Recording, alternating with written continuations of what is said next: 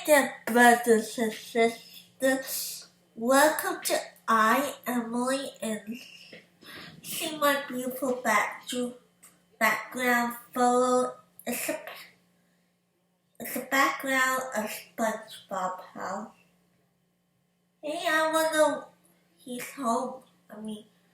He caught jellyfishing with Patrick. Anyway, let's talk about Creepypasta called Mr. Mix. So, it's an old PC game from the early 1990s. It's like a typing game similar to it's similar to a typing game, teaching kids how to spell and how to work a computer, a keyboard. So it's where you have to type words into a box and make a chef put ingredients to a bowl. And unlike most of the typing games, this game is having a same difficulty curve. So the game have a word permit requirement for each level. Like for being as low as 10 words per minute and as high as a 5 on the third level. And by level 5, the requirement reaches over 500 words. And that makes it possible to anyone to proceed. One of the main things that people noticed about this game immediately was the background music. So the music on the first level was the unsettling pattern of growls that got progressively louder as the level went on, which caused damage to early computers because that were not designed to handle extreme high volumes of sound. So if you had computer speakers that were not designed, then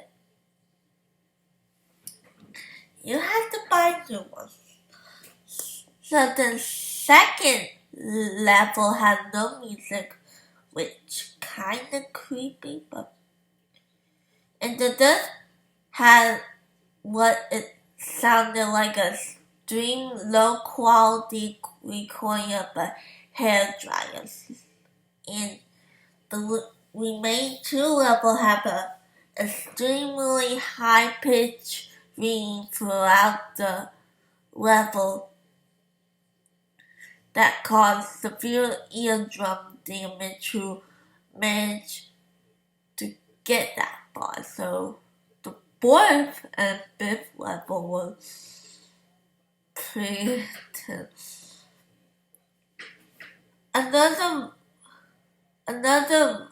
rather disturbing aspect of the game was the design of Mr. Mix himself. He was a large, round-faced, overweight man with large, beady eyes and red spots on his cheeks. So I'm going to show you a picture. It's creepy. It's the most creepiest pictures I ever know. It looked like a Mario nightmare. like Super Mario Nightmare.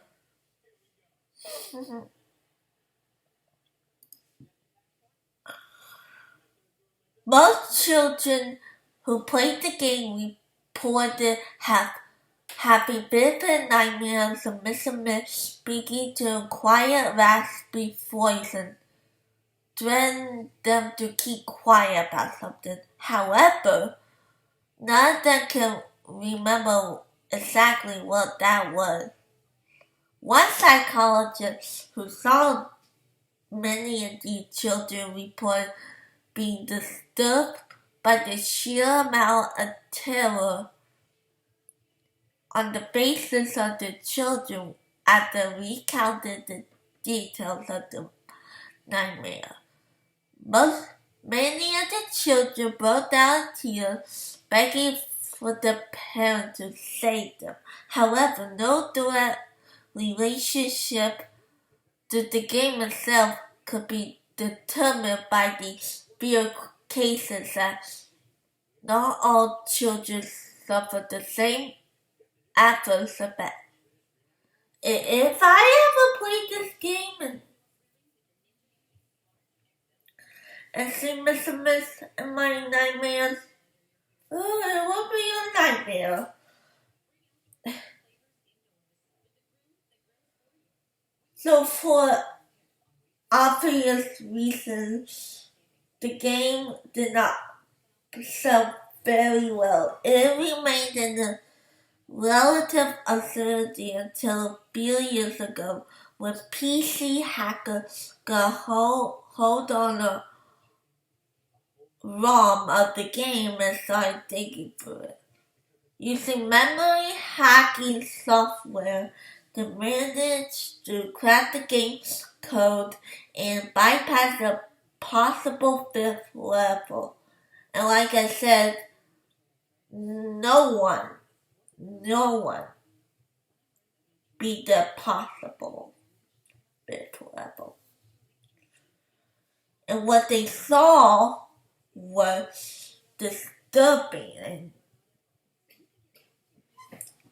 And according to the report the hackers left behind, the game behaved very strangely if the fifth level is bypassed.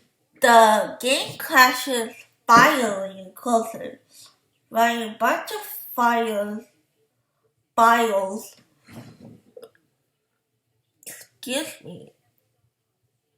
to the user's system directory to the point of the RAM was almost completely filled. These files are reportedly pictures of people with horrified before face appearing to scream in pain and agony with the eyes appearing to bleed from the tear dust and the out layer of skin torn clean up in multiple places. Oh my god.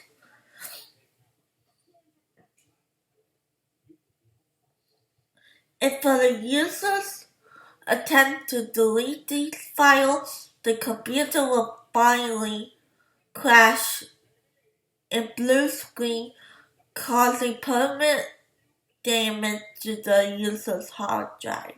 The hackers found this was caused by a low byte in the game ROM that triggered when the fifth level was complete. After removing this byte, they were able to process to the sixth final level. Unfortunately, all of the original hackers declined to discuss what they saw in the final level.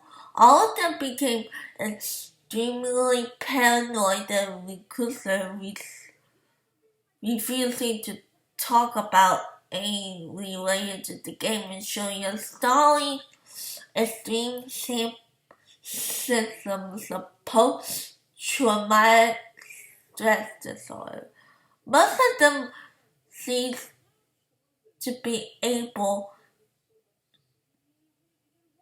coherent sentences, and weekend within a month, all of them went missing. All remaining copy of the game was destroyed.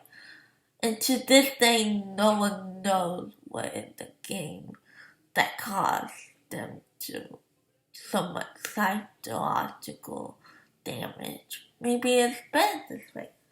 2 years after this incident, a man was arrested after trying to kidnap an 8-year-old girl from a grocery store.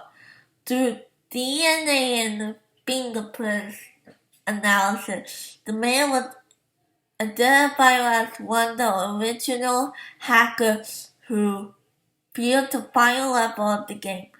He was wearing a chef's hat and had like an unspeakable malice and insanity on his face. When he got away here, the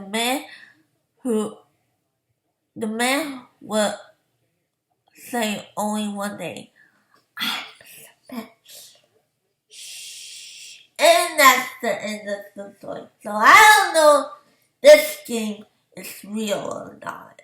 I mean, if I ever played that game, I would have nightmares for the rest of my life. Anyway, so that's the end of today's episode. And if you want to win this beautiful background of Spongebob's house, you can follow me on Facebook. And I will see you guys later. Bye!